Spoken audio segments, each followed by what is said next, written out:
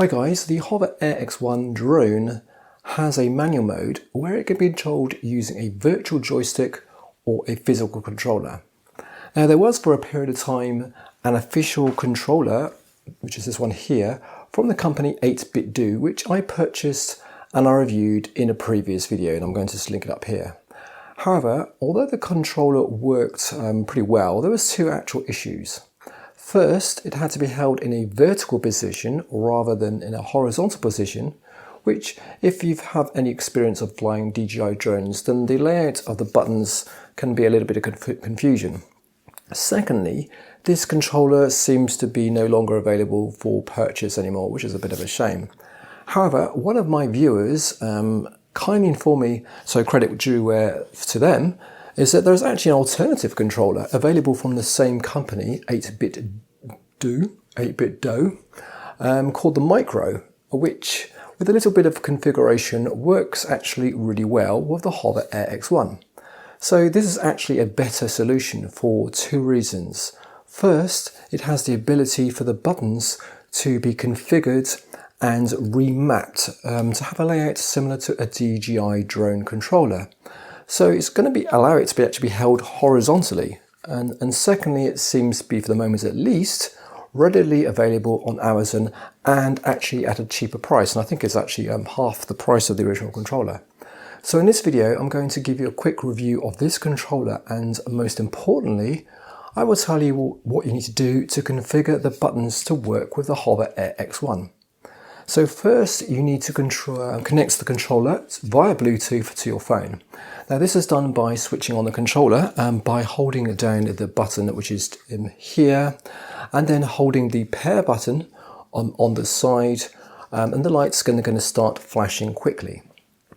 Now once connected to your phone, put the controller into the keyboard mode by flicking the little switch to the K position. Next, you need to download the configuration app from the App Store, and the link is in the description. Now once downloaded, fire up the app, press the on-off button as indicated on the app, and allow it to be connected to the controller. Then it displays the keyboard mapping screen, where we're going to have the fun of configuring the controller buttons to map to the HoverAir X1 directions.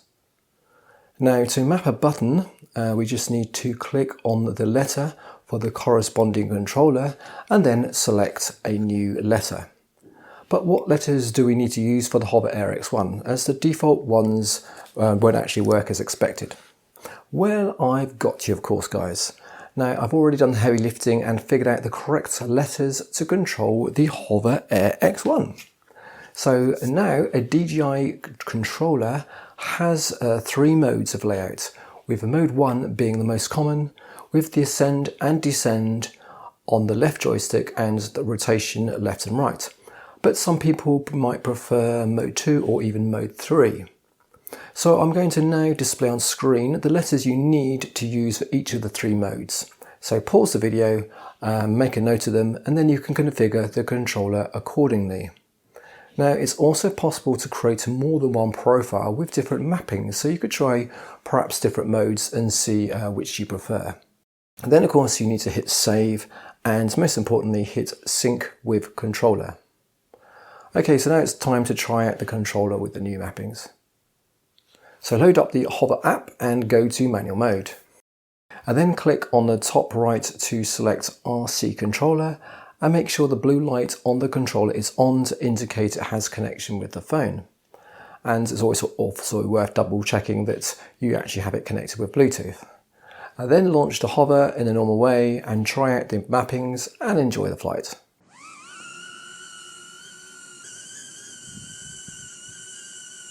So now we can use the controller in a horizontal manner, just like a very little DJI controller. So for me at least, it feels a lot more natural.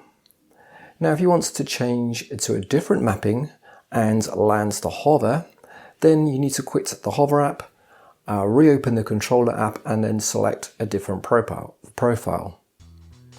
Okay, so I'm going to leave buy links for the controller in the description, and feel free to ask any questions in the comments. So I hope that's useful, and I personally think this is probably the very best controller presently available for the HoverAir one, due to the ability to map the buttons and hold it into position, and also the fact it's very small. So thanks for watching, and I shall see you soon on another video.